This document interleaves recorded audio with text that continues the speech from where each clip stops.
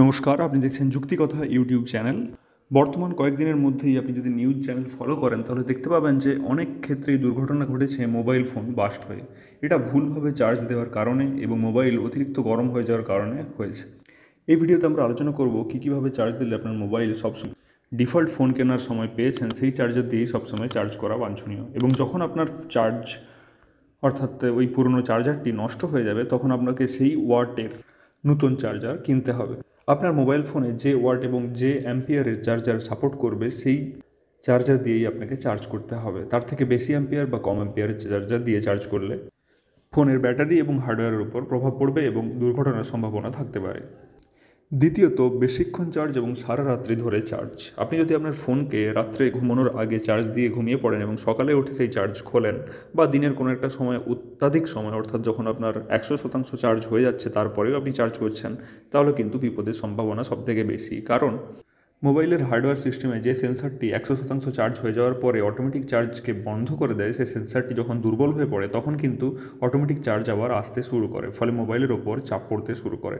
আপনি যখন mobile phone charge দিচ্ছেন কখনোই দিন ভালো থাকবে এবং আপনার ফোনের কন্ডিশনও যথেষ্ট ভালো থাকবে। চতুর্থত, আপনি যদি মোবাইল ফোনের কভার না খুলে ফোন চার্জ দিয়ে থাকেন তাহলে এই ভুলটি এখনই শুধরে নিন। সবসময় মোবাইল ফোন চার্জ দেওয়ার সময় ফোনের যদি ব্যাক কভার বা ফ্লিপ কভার থাকে তাহলে অবশ্যই তা খুলে ফেলা উচিত।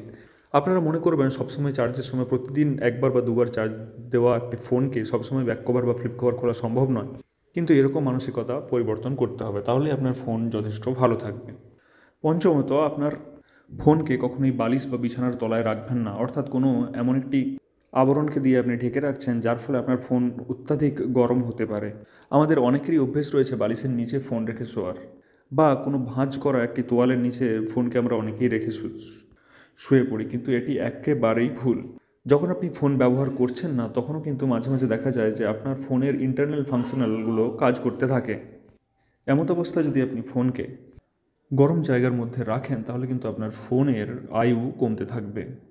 ষষ্ঠ এবং সবথেকে শেষ পয়েন্ট হলো গ্রীষ্মের সময় ফোন ব্যবহার, অর্থাৎ এখন গরমের সময় বেশিরভাগ ক্ষেত্রেই দেখা যাচ্ছে ফোন অত্যাধিক পরিমাণে উষ্ণ হয়ে যাচ্ছে। সেটি অটোমেটিক যদি আপনি ব্যবহার নাও করেন তাও উষ্ণ হয়ে যাচ্ছে। আপনি যখন বাড়ির বাইরে ভ্রমণ করছেন তখন দেখা যাচ্ছে আপনার পকেটের ভেতর হোক বা পার্সের ভেতরে যদি আপনি ফোন রাখেন তাহলে ফোন অত্যাধিক পরিমাণে গরম হয়ে যাচ্ছে, এবং এই গরম থেকে ফোন ব্লাস্ট হওয়ার সম্ভাবনাও দেখা যাচ্ছে। সেটা কয়েকটি নিউজ চ্যানেলে বর্তমানে আপনি দেখেও থেকেছেন হয়তো। মোবাইল ফোনের মাল্টিফাংশনাল ফিচার্স সবসময় কাজ না করার জন্য দুর্ঘটনা যে হতে পারে এমন কোনো সন্দেহ নেই। তাই এখন থেকেই সাবধান হয়ে যান এবং এই সমস্ত ছোটোখাটো নিয়মগুলো যদি আপনি প্রতিনিয়ত পালন করেন তাহলে আপনার ফোনের স্থায়িত্ব হবে বহু বছর। ভিডিওটা প্রয়োজনীয় মনে হলে আপনার পরিজনদের সঙ্গে অবশ্যই শেয়ার করবেন, এবং আমাদের চ্যানেলে নতুন হয়ে থাকলে অবশ্যই সাবস্ক্রাইব করুন, কারণ এই ধরনের ভিডিও আমরা প্রতিনিয়ত আপলোড করতে থাকি। দেখা হচ্ছে পরের ভিডিওতে। ধন্যবাদ।